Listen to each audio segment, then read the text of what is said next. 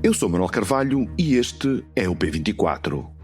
Seguro em Espanha, entre o simbolismo e o reforço da amizade ibérica. Cumprimento Sua Majestade, o Rei Filipe VI. A sua presença honra-nos e reforça os laços de profunda amizade, proximidade e cooperação que unem Portugal e Espanha. Sei que ambos preferimos os caminhos às fronteiras. Sinergias que unem territórios, aproximam pessoas e transformam a vizinhança numa relação de amizade e cooperação. A relação entre Portugal e Espanha tem demonstrado que é possível construir convergências duradouras quando prevalece a vontade de um destino partilhado. Entre os escassos chefes de Estado presentes na cerimónia de tomada de posse do presidente António José Seguro estava o rei da Espanha, Filipe VI. Não admira por isso que tenha recebido as palavras de agradecimento e elogio que acabámos de ouvir. Como não admira que na sua primeira visita de Estado, António José Seguro tenha escolhido como destino a capital espanhola. Estará a cumprir uma tradição? Não, porque nem Jorge Sampaio, nem Mário Soares, nem Aníbal Cavaco Silva escolheram Madrid para as suas viagens inaugurais. Estaria a seguir um conselho do seu antecessor, Marcelo Rebelo de Sousa? Eu não tenho a mínima dúvida de como o presidente António José Seguro será sensível ao sinal dado pela presença do rei Filipe VI e é o primeiro a saber que a Espanha é uma prioridade no quadro da política externa e em alguns aspectos interna portuguesa. O próprio Marcelo, que aqui dá conselhos a Seguro, visitou o Vaticano antes de, no mesmo dia, ir apresentar cumprimentos ao rei da Espanha e ao seu chefe de governo. Mas, pondo de lado o apelo da Santa Sé a um presidente católico, se houve um presidente que visitou o país vizinho, foi, sem dúvida, Marcelo. Nos seus 2 mandatos, o anterior presidente foi 18 vezes à Espanha, a última das quais, a 20 de fevereiro deste ano, escassos dias antes de terminar o seu mandato. Não custa a perceber. Portugal tem fronteiras terrestres apenas com a Espanha. Portugal tem relações diplomáticas com os antecessores do Estado espanhol desde o século XII. O primeiro embaixador português em Madrid foi nomeado em 1668. Nem tudo foi fácil nesta relação. Basta recordar as guerras de 1383-85 ou a União Ibérica sob a égide dos Filipes entre 1580 e 1640. Hoje, o aviso de que da Espanha não vêm nem bons ventos nem bons casamentos faz parte do passado. Mas, como o economista José Félix Ribeiro avisava há uns 15 anos atrás, num ensaio famoso, o diálogo de Portugal com a Espanha está sempre no cerne da política externa portuguesa pela natural dificuldade de gerir as relações com o país que é nosso único vizinho, com a desproporção de dimensão demográfica e económica que existe entre ambos e tendo em conta as ambições de centralização de decisões respeitantes à inserção europeia da Península Ibérica que Madrid tradicionalmente manifesta. Apesar das memórias e da desproporção de que Félix Ribeiro fala, as relações de Portugal com a Espanha são ótimas e em temas sensíveis como o da gestão da água dos rios ibéricos tem sido possível produzir acordos. O problema maior, que o presidente Seguro disse querer superar, é a desproporção económica. A Espanha é o nosso principal parceiro comercial, mas enquanto as exportações portuguesas valeram, em 2024, 25,5 mil milhões de euros, as importações da Espanha ascenderam aos 40 mil milhões. Como está a relação entre os Estados ibéricos atualmente? O que podemos esperar desta relação no futuro? Como se encaixam as duas jovens democracias no contexto europeu? Oportunidade para falar com Diogo Noivo, licenciado em Ciência Política e mestre em Segurança e Defesa pela Universidade Complutense de Madrid e pelo Centro Superior de Estudios de la Defensa Nacional. Diogo Noivo é politólogo e foi coautor do podcast do Público Desordem Mundial. Este é o P24, o seu dia começa aqui. Viva Diogo Noivo, muito obrigado por vir ao P24. É caso para dizer que os 2 Estados da Península Ibérica vivem na melhor relação de sempre, desde que fundaram os seus regimes democráticos? Olá Manuel, obrigado pelo convite. Sim, de facto a relação bilateral entre Portugal e Espanha está perfeitamente institucionalizada, as cimeiras bilaterais ocorrem com normalidade, a cooperação entre os 2 países nunca foi tão boa como é hoje, embora de um ponto de vista histórico isso valha pouco, porque nem sempre as relações entre Portugal e Espanha foram boas, mas é verdade que desde que há os processos de transição e consolidação das duas democracias ibéricas, que as relações bilaterais têm avançado de forma positiva, e portanto sim, estamos num bom momento, o que não significa que estejamos num momento excelente, que tudo corra bem, mas estamos de facto num bom momento. O que é que, na sua opinião, não está a correr extraordinariamente bem ou completamente bem e poderia melhorar alguma coisa? Há uma coisa recorrente que atravessa os vários governos ao longo dos últimos 50 anos, é que as relações bilaterais entre Portugal e Espanha, nomeadamente nas cimeiras luso-espanholas, como dizemos nós, ou ibéricas, como dizem os espanhóis, têm sempre declarações e objetivos muito ambiciosos que depois não se materializam ou que demoram muito tempo em materializar-se. Recordo que nas últimas duas cimeiras se discutiu muito, enfim, a expressão que a imprensa usou, que me parece feliz, o 112 ibérico, ou seja, de ter sistemas de emergência médica, hospitalar, ambulâncias, que sobretudo na zona raiana, Portugal, sabemos todos, tem uma discussão, um psicodrama continuado sobre o interior e a desertificação do interior, Espanha tem uma discussão semelhante e há razões atendíveis por isso, e portanto melhorar a qualidade de vida no interior, e em Portugal interior é sobretudo zona raiana, seja norte, centro ou sul, melhorar a qualidade de vida das pessoas, nomeadamente melhorando os sistemas de emergência, enfim, melhorando o estatuto do trabalhador transfronteiriço, para harmonizar as diferenças fiscais que existem entre os dois países, e são grandes.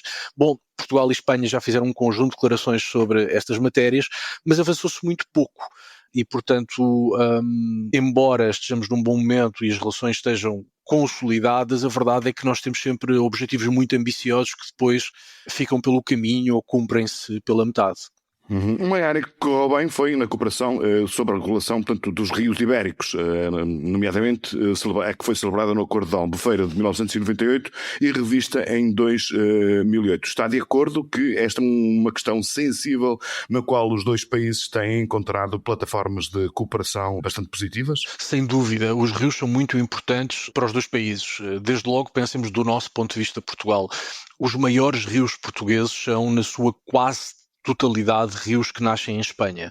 E os rios são muito importantes para a produção de energia, são muito importantes para o regadio e para a agricultura, são muito importantes para o turismo e são muito importantes, como nós vimos e aprendemos da pior maneira possível, para a segurança de pessoas e bens, como vimos nas inundações deste ano. E, portanto, controlar o caudal dos rios é importante para várias coisas que são muito importantes para os dois países.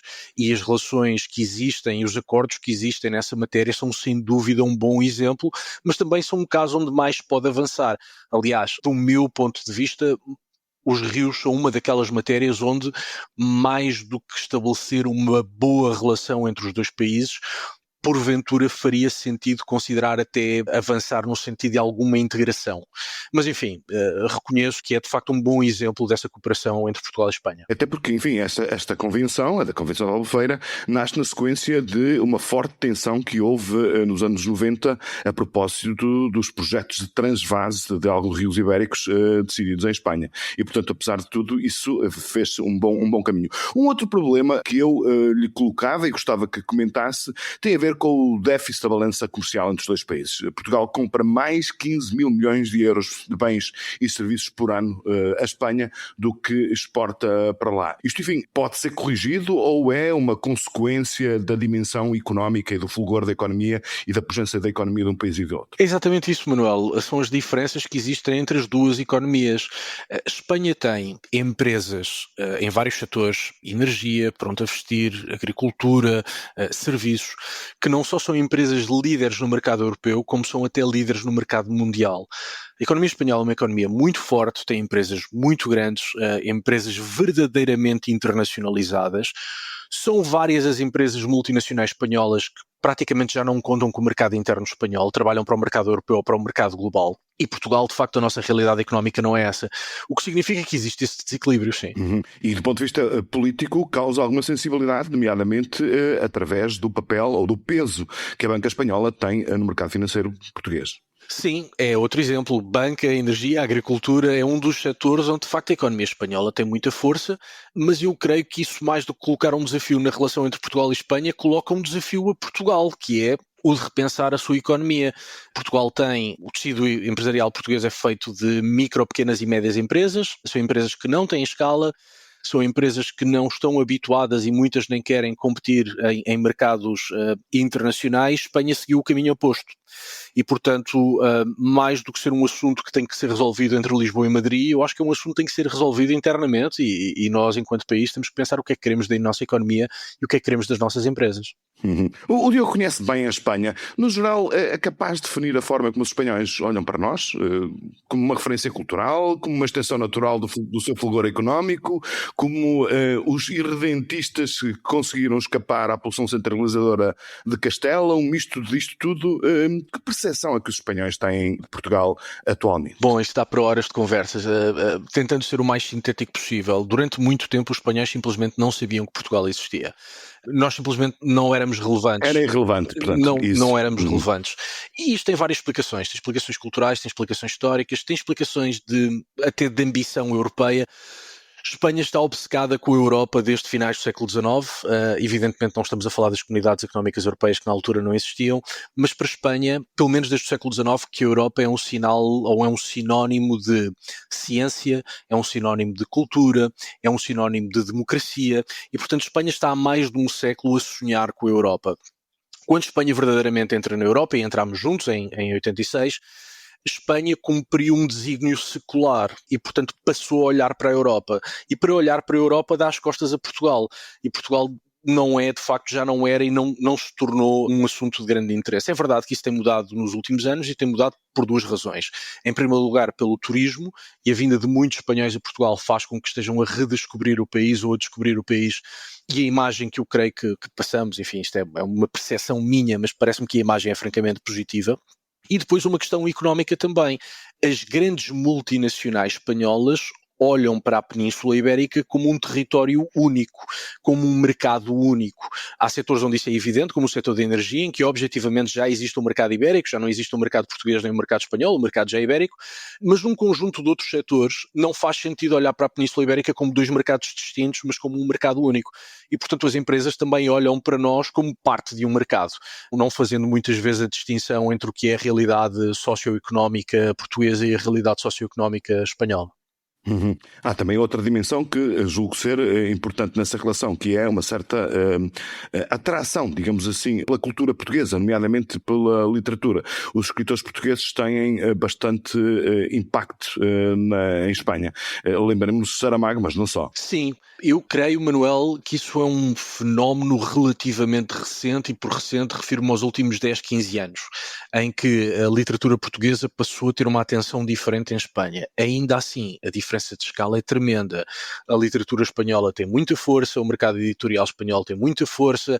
Há depois uma outra coisa que nos levaria mais uma vez para uma discussão interna, que é um livro publicado em Espanha é lido na América Latina. Um livro publicado em Portugal, se calhar não é lido no chamado mundo lusófono. E quando estamos a falar em livros, estamos também a falar em produtos audiovisuais, estamos a falar em cinema, estamos a falar em várias coisas. E, portanto, mais até aí do que propriamente na literatura, porque, por exemplo, autores como, por exemplo, Walter Ugumem são atualmente um caso de sucesso no Brasil. No audiovisual, que é, enfim, a linguagem cultural dominante do nosso tempo, aí é mais evidente esse nosso atraso, essa nossa incapacidade. É mais evidente, mas o que eu queria dizer e que se nota também no mercado dos livros é que a língua espanhola é muito mais homogénea e aceitada de forma transversal do que é a língua portuguesa. Nós fizemos um acordo ortográfico cujo êxito me parece manifestamente escasso para resolver um problema que não resolvemos. Espanha não precisou de um acordo ortográfico porque de facto as coisas funcionam e a língua circula naturalmente. E portanto, não obstante haver um êxito interessante de autores portugueses em Espanha, Gonçalo M. Tavares é frequente encontrar nas livrarias em Madrid, e haver de facto um interesse por parte da opinião pública e dos leitores espanhóis pela literatura portuguesa, estamos a falar de escalas completamente diferentes. E a literatura espanhola, os autores espanhóis, os ensaístas espanhóis, Espanha tem uma grande tradição de ensaístas, de facto tem uma dimensão muito grande e que admito que não seja fácil para autores portugueses entrarem no mercado espanhol. Faz sentido, até pela dimensão económica da relação que existe entre Portugal e Espanha, faz sentido, perguntava eu, que a primeira viagem de um presidente português seja a Espanha, que, enfim, houve presidentes como Jorge Sampaio ou Cavaco Silva que escolheram como seu primeiro destino, por exemplo, Cabo Verde. Sim, do meu ponto de vista faz todo o sentido. Faz sentido de forma como um gesto que retribui o gesto espanhol.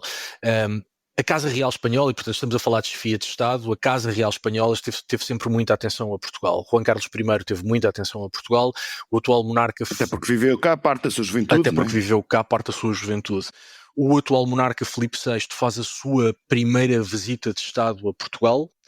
A sua herdeira ou sucessora, a Princesa Leonor, depois de jurar a Constituição no Parlamento, a monarquia espanhola tem esta particularidade, o sucessor, no caso sucessora, tem que aos 18 anos jurar a Constituição no Parlamento. Bom, a Princesa Leonor jura a Constituição e a primeira viagem oficial que faz é a Portugal. E, portanto, por parte da chefia de Estado e por parte da Casa Real Espanhola, houve sempre um cuidado ao longo dos últimos 50 anos de dar este gesto, que é um gesto de prioridades, mas é um gesto de afeto também, de fazer de Portugal o local da primeira visita, e parece-me acertado que António José Seguro tenha feito o mesmo.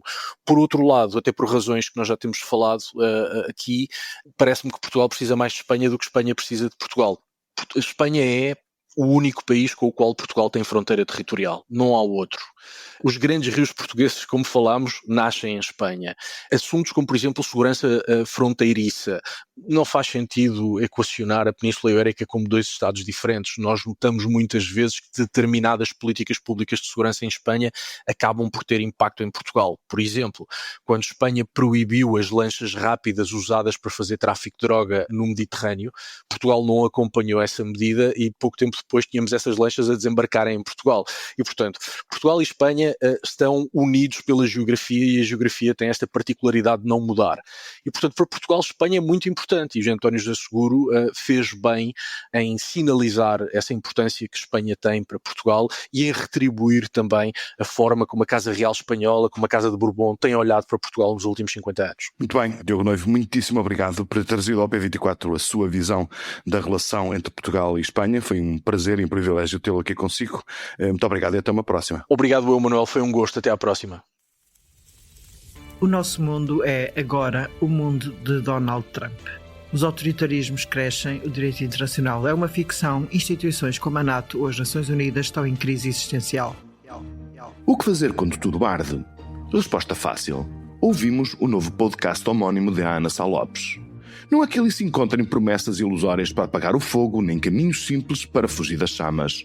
O que ali se escuta são sinais sobre o estado do mundo. Dos problemas do crescimento dos autoritarismos à crise existencial das grandes instituições internacionais, como a NATO e a ONU. É daqui que resulta uma necessidade que o que fazer quando tudo arde tenta compensar. É de questionar o presente. Este é um podcast sobre os tempos que correm, diz Ana Sá Lopes na apresentação do programa. Sentimos que tudo está a arder e este é um programa sobre as nossas interrogações. No seu episódio de estreia, esta segunda-feira, a jornalista falou com Ricardo Araújo Pereira. Vale a pena ouvir. Também por isso, e excepcionalmente, vamos disponibilizar este programa juntamente com o P24. Nós regressamos amanhã. Obrigado por nos ouvir. Tenha um excelente dia. Para não perder os novos episódios, subscreva este podcast do Público na sua aplicação preferida. Para além deste programa, há mais para descobrir em público.pt/podcasts. O Público fica no ouvido.